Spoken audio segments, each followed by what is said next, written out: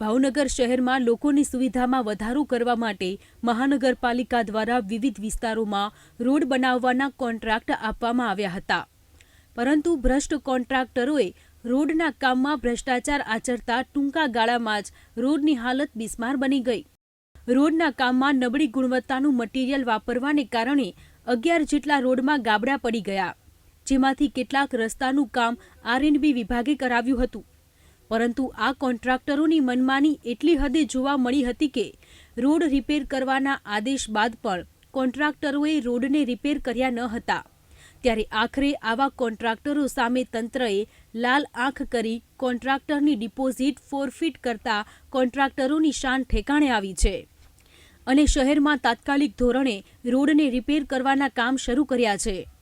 શહેરના વિવિધ વિસ્તારોમાં બનેલા આરસીસી તેમજ પેવર રોડ જે એમની ડિફેક્ટ લાયબિલિટી પીરિયડમાં એટલે કે ડીએલપીના સમયગાળા દરમિયાન ક્ષતિ ઉપસ્થિત થતાં જે જોગવાઈઓ ટેન્ડરની હતી તે મુજબ આવી કોઈ ક્ષતિ થાય તો કોન્ટ્રાક્ટરે તેમના ખર્ચે અને જોખમે આ રોડ રિપેર કરાવવાના હોય છે। તદનુસાર આપણે વિવિધ વિસ્તારોમાં કુલ 11 રોડ, જેમાં લગભગ 4 આરસીસી રોડ છે અને 7 પેવર રોડ છે, તે આપણે તેમના ખર્ચે રિપેર કરાવવા અમને ફરજ પડી છે અને એજન્સી દ્વારા આ રોડ પોતાના ખર્ચે અને જોખમે રિપેર પણ કરેલ છે।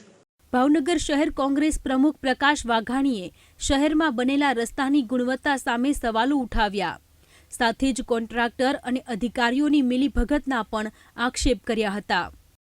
ખરેખર ભાવનગરમાં હું એવું માનું છું, લગભગ રોડ રસ્તાના કામ એટલી નબળી ગુણવત્તાવાળું મટીરિયલ વાપરે છે અને ભાવનગરના પ્રજાજનો ત્રાસી ગયા છે।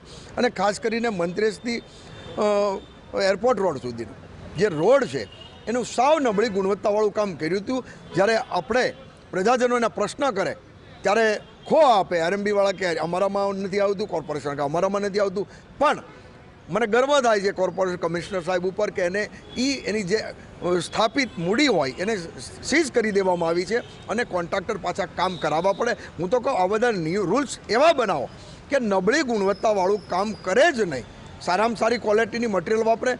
આ તો નબળી ગુણવત્તાવાળાને પછી નોટિસ આપવામાં આવે અને નોટિસ આપ્યા પછી પણ આ કોન્ટ્રાક્ટર ગાંઠતા નથી।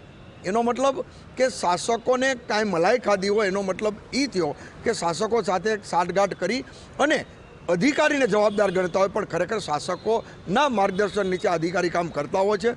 હાલ તો ભાવનગર મ્યુનિસિપલ કમિશનરની કડક કાર્યવાહી બાદ કોન્ટ્રાક્ટરોએ રોડ રસ્તા રિપેર કરવાનું શરૂ કર્યું છે, પરંતુ આ રિપેર કરેલા રસ્તા ક્યાં સુધી ટકશે તે મોટો સવાલ છે।